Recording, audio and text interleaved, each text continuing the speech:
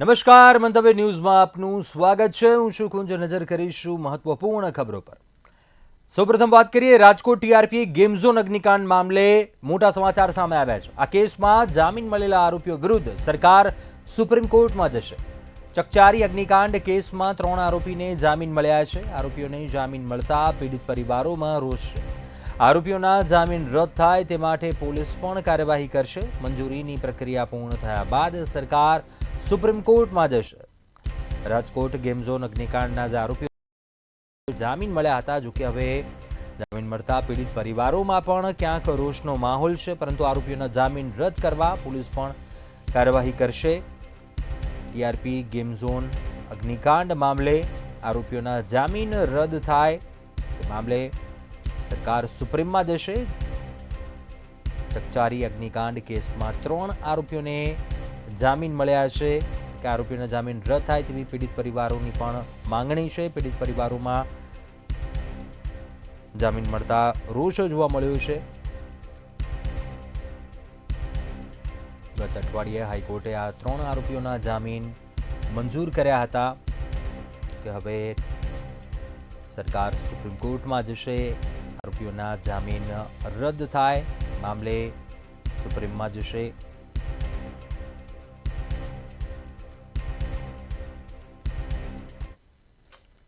TRP game zone અગ્નિકાંડ મામલે ખૂબ જ મોટા સમાચાર સામે આવ્યા છે અને આ મામલે કહી શકાય કે હવે રાજ્ય સરકાર છે તે ક્યાંક ને ક્યાંક સુપ્રીમ કોર્ટના દરવાજા છે તે ખટખટાવશે।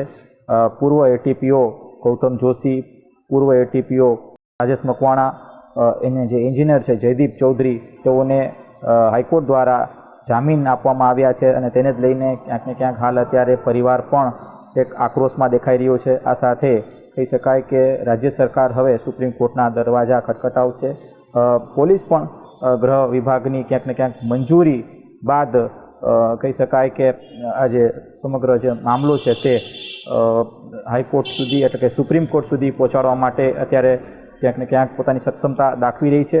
ત્યારે ચોક્કસથી કહી શકાય કે જે રીતના હાઈકોર્ટ દ્વારા 3 આરોપીઓને જામીન આપવામાં આવ્યા તેને જ લઈને પરિવારમાં અત્યારે ક્યાંક નિરાશા છવાની છે। એટલે કે મૃતકોના પરિવાર અને એક બાજુ જ્યાં ન્યાય જોઈએ હાઈકોર્ટ દ્વારા જે આ જામીન આપતા જ હાલ સમગ્ર મામલો છે તે હવે સુપ્રીમ કોર્ટ સુધી પહોંચશે અને કહી શકાય કે અગ્નિકાંડમાં જે 27 લોકોના ભોગ લેવાયા હતા તેને જ લઈને હવે આ સમગ્ર મામલો છે તે હવે સુપ્રીમ સુધી પહોંચશે। રાજકોટ ગેમ ઝોન અગ્નિકાંડની ઘટના મામલે મોટી અપડેટ સામે આવી છે। 3 આરોપીઓ જેમને જામીન મળ્યા, ગત અઠવાડિયા પૂર્વે 3 આરોપીઓને જામીન મળ્યા હતા, જે બાદ પીડિત પરિવારોમાં રોષ જોવા મળ્યો છે। આ કાર્યવાહી મામલે નારાજગી જોવા મળી છે। જોકે હવે તે બાદ પોલીસ આરોપીઓના જામીન રદ થાય તે માટે કાર્યવાહી કરશે। પીડિત પરિવારોએ આરોપીઓના જામીન રદ કરવામાં આવે તેવી માંગણી કરી છે અને હવે જામીન મળેલા આરોપીઓ વિરુદ્ધ સરકાર છે તે પણ સુપ્રીમ જશે।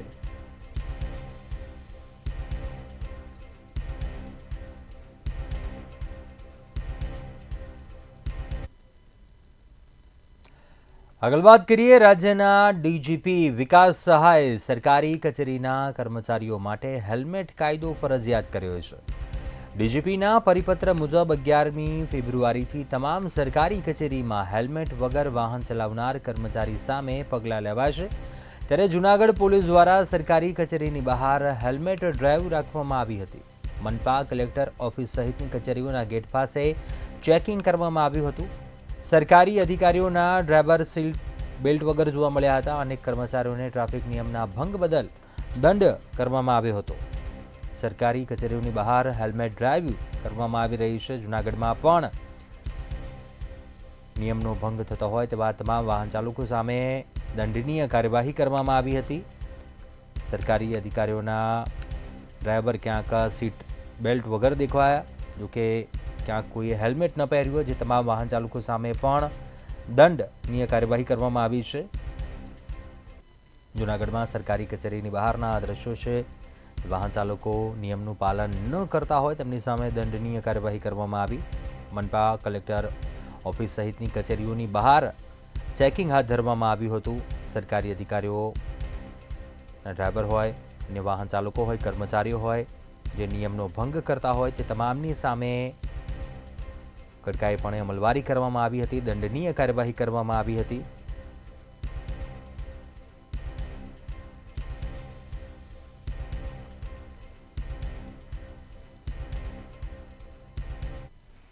ચોક્કસ કે જે રીતે ગઈકાલે જ રાજ્યના ડીજીપી દ્વારા છે એક પરિપત્ર જાહેર કરવામાં આવ્યું અને તમામ જિલ્લાની અંદર છે તે સૂચનો કરવામાં આવ્યા કે જ્યાં જ્યાં સરકારી કચેરીઓ છે અને પોલીસ વિભાગના પણ જે કર્મચારીઓ છે, અધિકારીઓ છે, તેમને હેલ્મેટ ફરજિયાત અને ટ્રાફિક નિયમનનું પાલન કરવાનું રહેશે, જેને લઈને આજથી જ તમામ જે સરકારી કચેરીઓ છે ત્યાં પોલીસ દ્વારા છે તે ચેકિંગ શરૂ કરવામાં આવ્યું હતું. દરેક પોલીસ સ્ટેશનની બહાર પણ પોલીસ અધિકારીઓ દ્વારા ચેકિંગ કરવામાં આવી રહ્યું હતું. જ્યારે મોટી સંખ્યાની અંદર મહાનગરપાલિકા કચેરી અને બહુમાળી ભવન છે અને કલેક્ટર ઓફિસ છે ત્યાં કર્મચારીઓ હેલ્મેટ વગર આવતા હોવાનું પણ સામે આવ્યું ને તેને દંડ ફટકારવામાં આવ્યો હતો. બીજી તરફ સરકારી જે અધિકારીઓ હોય છે, જેના ડ્રાઈવરો હોય છે ફોર વ્હીલ લઈને આવતા, તે ડ્રાઈવરો પણ ટ્રાફિક નિયમનનો ભંગ કરતા નજરે ચડ્યા હતા. સીટ બેલ્ટ નહોતું બાંધ્યું અને જેને લઈને પણ દંડ છે તે ફટકારવામાં આવ્યો હતો.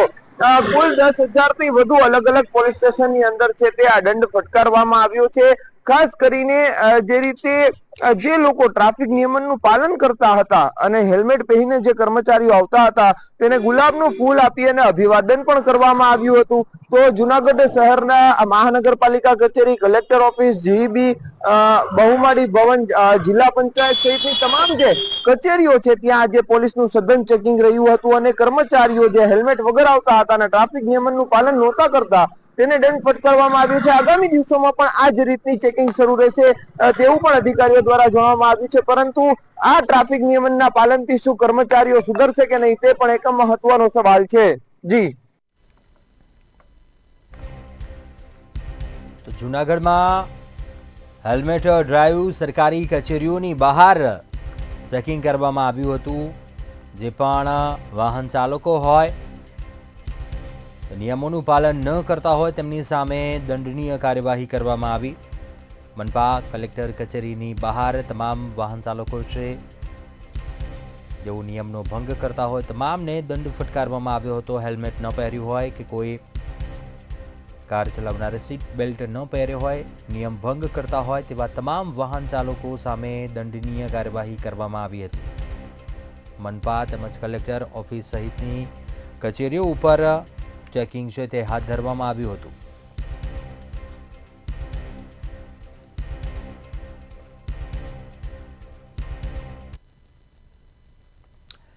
આગળ વાત કરીએ, વિરમગામમાં ડાંગર કૌભાંડ મુદ્દે કોંગ્રેસ પ્રવક્તા મનહર પટેલ દ્વારા આક્ષેપ કરવામાં આવ્યા છે કે વિરમગામ કેન્દ્ર ખાતેથી ટેકાના ભાવે ડાંગર ખરીદી કૌભાંડ થયું છે, જેના મુખ્ય 4 આરોપીઓ પોલીસ પકડથી દૂર રાખવામાં આવી રહ્યા છે. તેમાં નાગરિક પુરવઠા વિભાગ અને મંત્રાલયની સીધી સંડોવણી દેખાઈ રહી છે.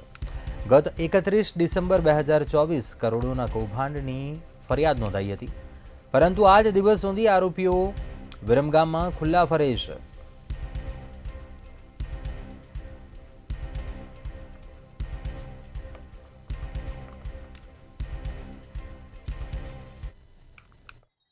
ટેકાના ભાવે ડાંગરની ખરીદી થઈ રહી છે, તેવામાં ડાંગરની ખરીદીમાં મસ્ત મોટો ગોટાળો સામે આવ્યો છે.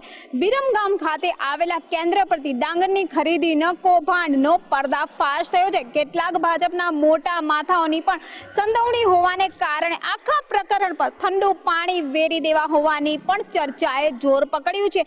આ પ્રકરણમાં 1 વર્ષ બાદ હવે રહીને ફરિયાદ નોંધવામાં આવી રહી છે, જેવા કેટલાક આક્ષેપો કરવામાં આવી રહ્યા છે. વ્યવહારિક છે કે ડાંગરની જે ખરીદી થઈ હતી તેની અંદર એક મસ્ત મોટું જે કૌભાંડ છે એનો પર્દાફાશ કરવામાં આવ્યો છે. અને એટલું જ નહીં, આ તમામ પ્રકરણની અંદર ખાસ કરીને જે કૌભાંડ આચરવામાં આવ્યું એ તમામ મુદ્દે હાઈકોર્ટના નિવૃત્ત ન્યાયાધીશની દેખરેખ હેઠળ તપાસ કરવાની પણ માંગ ઉઠી હતી. જો કે આ સમગ્ર પ્રકરણ નવેમ્બરની અંદર આચરવામાં આવ્યું હતું, તેને પણ 1 વર્ષ વીતી ગયું છે. ત્યારે વિરમગામ ખાતે 20મી નવેમ્બરથી માંડીને 31મી ડિસેમ્બર 2024 2023 સુધી ખેડૂતો પાસેથી ટેકાના ભાવ ડાંગરની ખરીદી કરવામાં આવી હતી। આ કેન્દ્ર પર ઓનલાઈન કહી શકાય કે 3,35,524 જેટલા ડાંગરના કટ્ટા દર્શાવવામાં આવ્યા હતા, પરંતુ મામલતદારે સ્થળ ઉપર તપાસ કરતા માલુમ પડ્યું કે માત્ર 2,24,609 ડાંગરના કટ્ટા પડ્યા હતા। જો કે આ સમગ્ર પ્રકરણની અંદર ટેકાના ભાવે ડાંગરનું વેચાણ કર્યું હતું, જે પૈકી 927 ખેડૂતોને પૈસા ચૂકવવા હોય, જ્યારે 294 ખેડૂતોને હજી સુધી નાણાં ચૂકવવામાં આવ્યા નથી। આ સમગ્ર મામલે કોંગ્રેસ પ્રવક્તા મનહર પટેલે આક્ષેપ કર્યા છે કે પોર્ટલના આઈડીના માધ્યમથી આખું કૌભાંડ આચરવામાં આવ્યું છે, ભ્રષ્ટાચાર દૂર કરવાની બડાઈ હાંકવામાં આવી રહી છે। ત્યારે એક વર્ષ પછી 31 ડિસેમ્બર 2024ના રોજ આ કૌભાંડને સમગ્ર પ્રકરણ સામે લાવવામાં આવ્યું હતું। જો કે આ વાતને એક અઠવાડિયું વીતી ગયું છે, ત્યાર છતાં પણ પોલીસ દ્વારા હજી સુધી એકે આરોપીની ધરપકડ કરવામાં આવી નથી। જોવા જઈએ તો અમરોલી કાંડની અંદર પણ માત્ર જે દીકરી હતી એ દીકરીનું સરઘસ કાઢવા માટે એ દીકરીની ધરપકડ કલાકોમાં કરવામાં આવી હતી એવું મનહર પટેલનું કહેવું છે। તો ત્યારે એક વર્ષ વીતી ગયા પછી પણ ખેડૂતોને ન્યાય કેમ નથી મળ્યો? આખા પ્રકરણની અંદર મોટા માથાઓની સંડોવણી હોવાની આશંકા સેવાઈ રહી છે, જેને લઈને આખા પ્રકરણને છુપાવવાનો પ્રયાસ કરવામાં આવી રહ્યો છે। હવે જોવું એ રહ્યું કે ખરેખર ખેડૂતોને ન્યાય મળશે કે કેમ, કે પછી મોટા પોકળ દાવા જ માત્ર ખેડૂતોની ભલાઈ ના કરવામાં આવશે, એ જોઈશું। જી વિરમગામમાં ડાંગર કૌભાંડ મામલે કોંગ્રેસ પ્રવક્તાની પ્રતિક્રિયા પણ સામે આવી છે। ક્યાંક આક્ષેપ કર્યો છે વિરમગામમાં જે ડાંગર કૌભાંડ થયું હતું તેને લઈને જણાવ્યું છે આજ દિવસ સુધી આરોપીઓ છે વિરમગામમાં ખુલ્લા ફરે છે।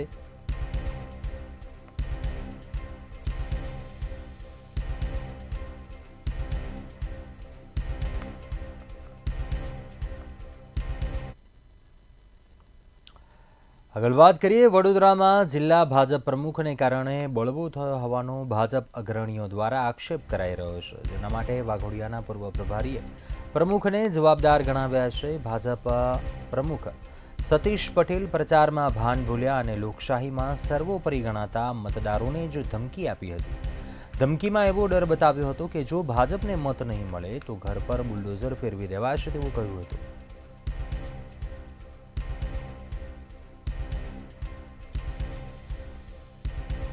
વડોદરામાં જિલ્લા ભાજપ પ્રમુખ સતીશ પટેલ જેવો ભાન ભૂલ્યા, ભાજપને મત નહીં મળે તો ઘર પર બુલડોઝર ફેરવાશે તેવું જણાવ્યું હતું।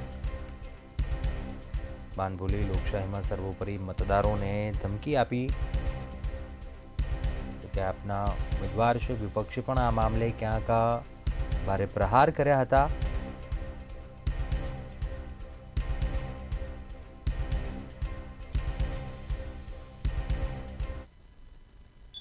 વિવાદિત વડોદરા જિલ્લા ભાજપ પ્રમુખ સતીશ નિસારિયાનું ફરીથી વિવાદિત નિવેદન। સતીશ નિસારિયાના કારણે જ કરજણ નગરપાલિકામાં બળવો થયો છે તેવું ભાજપના જ વાઘોડિયાના પૂર્વ પ્રભારી કહી રહ્યા છે। ત્યારે સતીશ નિસારિયા પ્રમુખ પદ બચાવવા હિન્દુ મુસ્લિમ વિવાદિત નિવેદન કરી રહ્યા છે તેવું કરજણમાં ચર્ચા છે।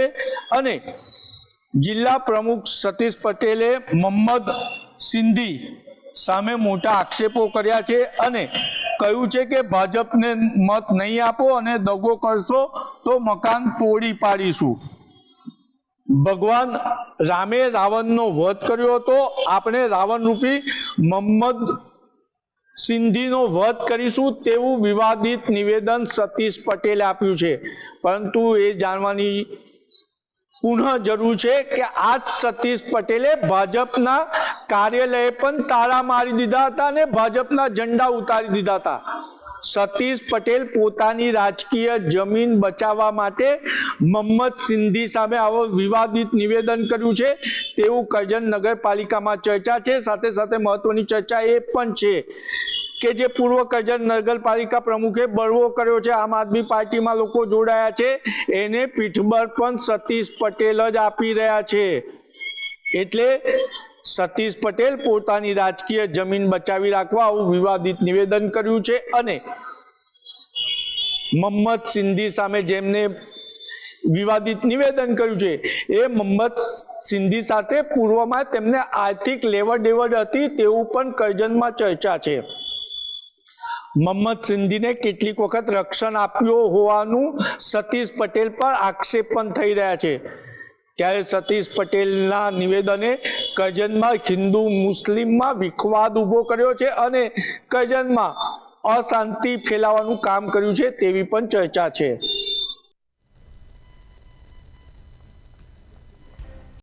વડોદરામાં જિલ્લા ભાજપ પ્રમુખનું નિવેદન જે સામે આવ્યું હતું તેને લઈને વિવાદ થયો છે.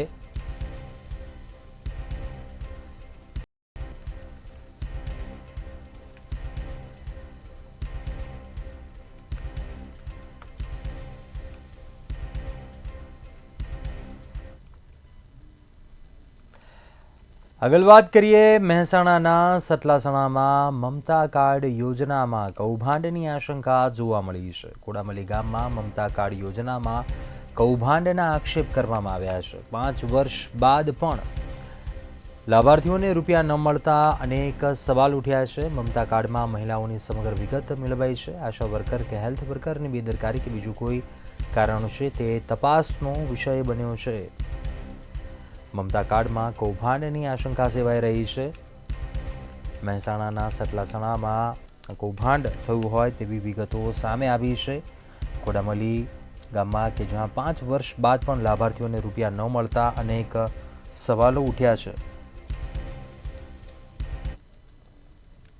મહેસાણા જિલ્લાના સતલાસણા તાલુકામાં ખોડામલી ગામની અંદર મમતા કાર્ડ યોજનામાં કૌભાંડ થયું તેવી શંકા ઊભી થઈ છે હાલમાં તો. અને સગર્ભા મહિલાઓ માટે જે યોજના અંતર્ગત કૌભાંડ થયું હોય તેવું લાગી રહ્યું છે. અને મમતા કાર્ડમાં સગર્ભા મહિલાઓની તમામ વિગત ભરવાની હોય છે ને તે ભરી નથી અને તેને કારણે જે કૌભાંડ થયું હોય તેવું સામે આવી રહ્યું છે. અને બેંક વિગત સાથે અને આધાર કાર્ડ સુધીની વિગત મમતા કાર્ડ યોજનામાં ફોર્મમાં ભરવાની હોય છે પણ એ ભરેલી નથી. તેના કારણે હાલ કૌભાંડ થયું હોય તેવું લાગી રહ્યું છે. અને ખોડામલી ગામની જે પ્રસૂતિના 5 વર્ષ બાદ પણ લાભાર્થીને નાણાં મળ્યા નથી તેવી હાલ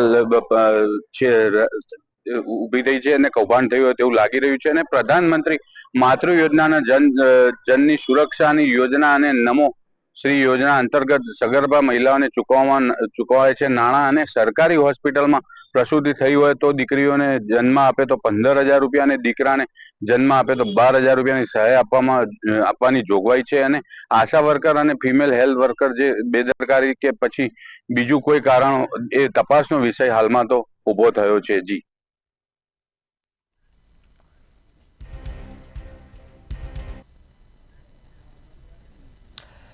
આગળ વાત કરીએ કચ્છના ગાંધીધામ સંકુલમાં જીએસટી વિભાગ દ્વારા સર્વેની કામગીરી હાથ ધરવામાં આવી છે. અમદાવાદ ડીજીજીઆઈની ટુકડીઓ દ્વારા 15 પેઢીઓ પર સર્વે કરાયું હતું. જીએસટી વિભાગ દ્વારા દસ્તાવેજ ક્રોસ વેરિફિકેશન કરી કબજે કર્યા હતા.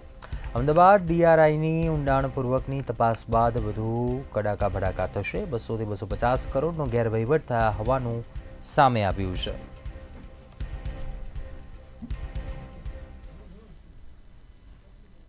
ગાંધીધામ સંકુલમાં પણ આ જ રીતે ટિમ્બરના ક્ષેત્રમાં ટેક્સ ચોરી કરનારાઓ પર હવે મોટી તવાઈ બોલાવવામાં આવી છે.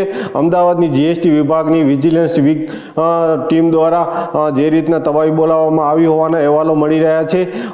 જે રીતના મળતી માહિતી અનુસાર અમદાવાદ જીએસટી વિભાગના અધિકારીઓનો મોટો કાફલો છે તે શનિવારથી ગાંધીધામ શહેર અને સંકુલમાં કહી શકાય ધામા નાખ્યો છે. ત્યારે અલગ અલગ પેઢીઓ ઉપર સર્ચ અને સર્વેની કામગીરી છે તે કરવામાં આવી રહી છે. અધિકારીઓએ ખાસ કરીને અત્યાર સુધીમાં 15 જેટલી પેઢીઓ પર તપાસ પૂર્ણ કરી છે, જેમાં ટિમ્બરવાળાઓનો સમાવેશ પણ થવા પામ્યો છે. આ ટિમ્બરમાંથી અલગ અલગ પેઢીઓ પર અત્યાર સુધીમાં કહી શકાય કે જે 200 થી 250 કરોડ જેટલોનો ટેક્સેબલ વેલ્યુવાળા વ્યવહારો એજન્સીના હાથે ચડી ચૂક્યા હોવાના અહેવાલો મળી રહ્યા છે. આ પ્રકારની થયેલી કાર્યવાહી ટેક્સ ચોરી કરનારાઓમાં પણ ક્યાંક ને ક્યાંક ભારે ફફડાટ મચાવ્યો છે.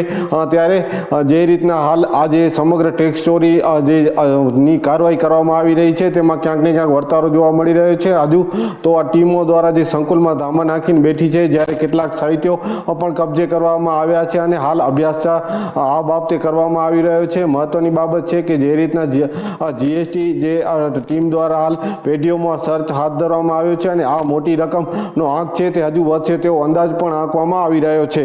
જી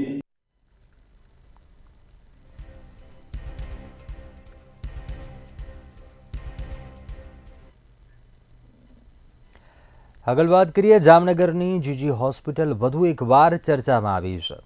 જીજી હોસ્પિટલના એનેસ્થેસિયા વિભાગમાં વિવાદ સર્જાયો. હોસ્પિટલમાં પ્રોફેસર સામે ચોંકાવનારી જાતીય સતામણીની રાવ ઉઠતા ખળભળાટ મચી ગયો છે. પ્રોફેસર ડોક્ટર દીપક રાવલની સામે લેખિત ફરિયાદ નોંધવામાં આવી છે. ડીન સહિતના લોકો ડોક્ટર રાવલને છાવરી રહ્યા હોવાનો પણ દાવો કરાયો છે. પ્રાધ્યાપક અને વડા એનેસ્થેસિયા વિભાગને પણ ફરિયાદની નકલ મોકલાઈ છે, જ્યારે ડીને આવી કોઈ ફરિયાદ ન આવ્યા હોવાનો દાવો કર્યો છે. ચોક્કસ વાત કરું મેં જામનગર શહેરની સૌરાષ્ટ્ર પરની એટલે કે જે જામનગરની જે હોસ્પિટલ ગણાય છે, સૌરાષ્ટ્રભરના અનેક દર્દીઓ તેમાં જે સેવા માટે આવતા હોય છે. અને હાલ કરી જો વાત કરું મેં જામનગરને જીજી હોસ્પિટલ અનેકવાર જે જીજી હોસ્પિટલ છે તે વિવાદમાં આવતી હોય છે, અનેક જગ્યાએ રાવ ઉઠતી હોય છે. તો હાલ જે જાતીય સતામણીનો એક કિસ્સો જે બન્યો છે, હાલ જે તેમના પ્રોફેસર છે તેમની પર જાતીય સતામણીની જે રાવ ઉઠી છે. સમગ્ર ઘટનાને લઈને જે જાતીય સતામણીના જે પ્રોફેસર છે તેમને જે મેડિકલ કોલેજના ડીન છે તેમને જે લેખિત અને મૌખિકમાં જે રજૂઆત કરવામાં આવી છે, હાલ જેમને લઈને જે ડોક્ટર છે તેમની વિરુદ્ધ કાયદેસરની કાર્યવાહી કરવામાં આવી તેવી પણ માંગ ઉઠી છે. અને સમગ્ર ઘટનાને લઈને હોસ્પિટલમાં ઘેરા પડઘા પડ્યા છે અને અનેકવાર જે જીજી હોસ્પિટલ છે તેમાં ફરી વિવાદમાં આવતી છે. અને અનેક જેવા કિસ્સા જામનગરની જીજી હોસ્પિટલમાં બનતા હોય છે, જે અનેક ડિપાર્ટમેન્ટ છે તેમની અંદર પણ આવા કિસ્સા બનતા હોય છે, પરંતુ ક્યાંક ને ક્યાંક જે ડોક્ટરો છે તે ફસાવાના કારણે જે કિસ્સા છે તે દબાઈ જતા હોય છે. તો ફરી જામનગરની જે હોસ્પિટલ છે તે વિવાદનો સપડાય છે. જી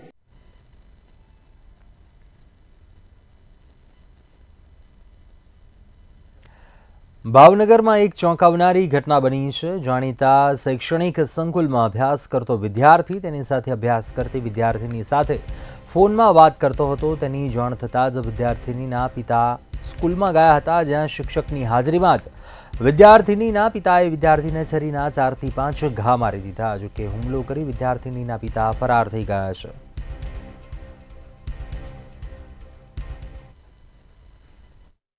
જી ચોક્કસ. ભાવનગરના વર્તેજ પોલીસ સ્ટેશન નીચે આવતા વિસ્તારમાં જે ઓજ ઇન્સ્ટિટ્યૂટ ઓફ સાયન્સ નામની જે શૈક્ષણિક સંસ્થા છે ત્યાં આગળ રીનીટની તૈયારી કરતા મહુવાના કાર્તિક નામના જે વિદ્યાર્થી છે તેમની ઉપર છરી વડે હુમલાની ઘટના છે તે સામે આવી છે. ગઈકાલની આ ઘટના છે. સમગ્ર ઘટનામાં જે રીતના વર્તેજ પોલીસ સ્ટેશનમાં ફરિયાદ નોંધાવવા પામી છે, તેમની મળતી માહિતી અનુસાર પોતાની સાથે અભ્યાસ કરતી યુવતી સાથે ફોનમાં વાત કરી રહ્યો હતો અને તે વાત કરવાની દાજ રાખીને યુવતીના પિતા દ્વારા એટલે કે જગદીશ નામનો જે યુવતીનો પિતા છે તેમને નીટ ઓજ ઇન્સ્ટિટ્યૂટ છે તે આગળ આવીને આ યુવક છે તેમને મીટિંગ હોલમાં બોલાવ્યો હતો અને ત્યાં આગળ તેમના શિક્ષકો પણ હાજર હતા અને શિક્ષકોની હાજરીમાં છરી વડે હુમલો કર્યો હતો. છરી વડે હુમલામાં જે કાર્તિક છે તેમને 5 ઘા વાગવા પામ્યા છે. તેમના સાથળના ભાગે તેમજ હાથના ભાગે અને અન્ય શરીરના ભાગે પણ ઈજાઓ પહોંચવા પામી છે.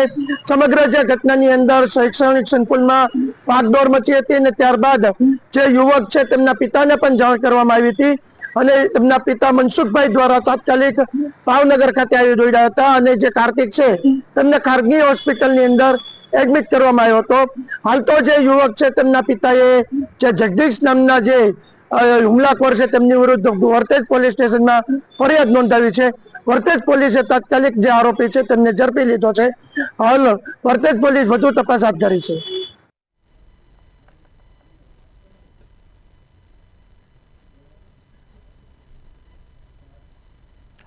સુરતના કામરેજમાં ફરી એક વખત નબીરાઓના કરતૂતોનો પર્દાફાશ થયો છે. મહેફિલ કામરેજના મૂર્થાના ગામની સીમમાં આવેલ ફાર્મ હાઉસમાં ચાલતી હતી. પોલીસે બાતમીને આધારે ફાર્મ હાઉસમાં ચાલી રહેલી મહેફિલમાં રેડ પાડી હતી, જેમાં 4 યુવક અને 2 યુવતી દારૂની મહેફિલ માણી રહ્યા હતા. આ જ સમયે પોલીસ આવી પહોંચી દારૂની મહેફિલ માણતા યુવક અને યુવતીઓની અટકાયત કરી છે. ગુજરાતમાં યુવાધન જે છે તે દિવસે ને દિવસે નશામાં ધૂત જોવા મળી રહ્યો છે અને ખાસ કરીને વાત કરીએ દારૂની તો દારૂના નશામાં પણ હાલ અત્યારે યુવાન જે છે તે ડૂબી રહ્યો છે અને સાથે સાથ માસૂમ લોકોના જીવને પણ ડૂબાડી રહ્યો છે. હજી ચોક્કસથી વાત કરીએ સુરતની, તો સુરતમાં પણ આવો જ એક કિસ્સો જે છે તે 7 ફેબ્રુઆરીના દિવસે સામે આવ્યો હતો. મોડી રાત્રિના દિવસે કેટલાક નબીરાઓ દારૂના નશામાં ધૂત થઈ ગયા હતા અને કેટલાક માસૂમોનો જીવ પણ તેમણે લીધો હતો. ગફલતભરી કારને હંકારીને તેઓએ જે છે તે 5 જેટલા વાહનોને અડફેટે લીધા હતા અને તેમાંથી 2 સગા ભાઈઓના મોત પણ નિપજ્યા હતા. આ ઘટનાને લઈને સુરત જિલ્લા પોલીસ જે છે તે સતર્ક થઈ હતી અને રાત્રિ દરમિયાન સઘન ચેકિંગ જે છે તે હાથ ધર્યું હતું. તે દરમિયાન કામરેજ પોલીસને પણ એક બાતમી મળી હતી અને તેઓ જે છે તે ફાર્મ હાઉસ કરી રહ્યા હતા. તે દરમિયાન તેઓને બાતમી મળી હતી કે એક કામરેજ તાલુકાના મોરથાણા ફાર્મની અંદર કેટલાક નબીરાઓ જે છે તે દારૂની મહેફિલ માણી રહ્યા છે અને તે દરમિયાન પોલીસે જે છે તે ત્યાં સઘન ચેકિંગ કરવા માટે બાતમીના આધારે ત્યાં પહોંચે છે અને તો બીજી તરફ જ ત્યાં ફાર્મ હાઉસની અંદર 6 જેટલા નબીરાઓ જે છે તે દારૂની મહેફિલ માણી રહ્યા હતા અને પોતાનો દારૂની મહેફિલમાં રંગ જામ્યો હતો. એટલામાં જે પોલીસ જે છે તે તેઓના રંગમાં ભંગ પાડે છે.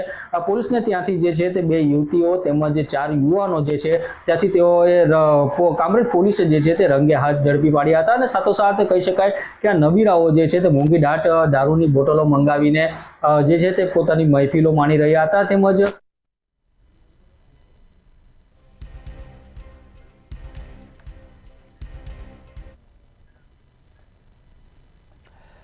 ઉત્તર ગુજરાતમાં વીજ કંપનીની હાઈટેન્શન લાઇન પસાર થાય છે ત્યારે ખેડૂતો સચિવાલયમાં હાઈટેન્શન લાઇનોના વળતરને લઈને વિરોધ નોંધાવ્યો. ઉર્જા મંત્રી અને મુખ્યમંત્રીને રજૂઆત કરવા ખેડૂતો મોટી સંખ્યામાં સચિવાલય પહોંચ્યા. ખેડૂતોએ વારંવાર રજૂઆત છતાં કોઈ સાંભળતું નથી. આ સાથે પાટણના ધારાસભ્ય ડોક્ટર કિરીટ પટેલ પણ જોડાયા હતા.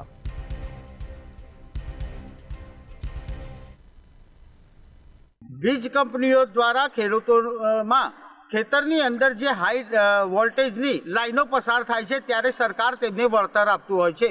જોકે કેટલાક જિલ્લાઓમાં હજુ પણ સરકારે વળતર નહીં ચૂકવ્યું હોવાના કારણે આજે 200થી વધુ ખેડૂતોએ મુખ્યમંત્રી તેમજ ઉર્જા મંત્રી કનુભાઈ દેસાઈને રજૂઆત કરવા ગાંધીનગર સ્વર્ણિમ સંકુલ આવી પહોંચ્યા હતા. આ ખેડૂતોએ ઉગ્ર માંગણી કરી હતી કે હાઈટેન્શનવાળી જે વીજ લાઈનો પસાર થાય છે તેવા ખેતરના ખેડૂતોને સરકારે નિયમ મુજબ કોઈ સહાય ચૂકવી નથી. એટલું જ નહીં, સમય મર્યાદામાં પણ આ સહાય આપવામાં આવી નથી.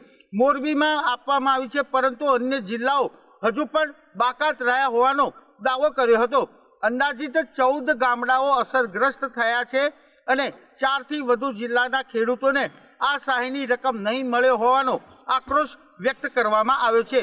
આ ઉપરાંત ખેડૂતોએ મીડિયા સાથેની વાતચીતમાં એમ પણ કહ્યું હતું કે ઉત્તર ગુજરાત ખેડૂતો સાથે જે વીજ લાઈનો પસાર કરે છે યુજીવીસીએલ તે પણ વરમાયું વર્તન કરતી હોવાનો આક્રોશ વ્યક્ત કર્યો હતો. વારંવાર રજૂઆતો કરી હોવા છતાંય સરકાર તરફથી કોઈ નિરાકરણ હજુ સુધી આવ્યું નથી. એટલે કે હાઈટેન્શન લાઈન છે તેનું વળતર સત્વરે મળે તેવી સરકારમાં રજૂઆત કરી છે. જોકે ખેડૂતોની વાત હવે આ સરકાર ક્યારે સાંભળશે અને તેમની રજૂઆતના પગલે યોગ્ય નિર્ણય ક્યારે થશે તે જોવું રહ્યું.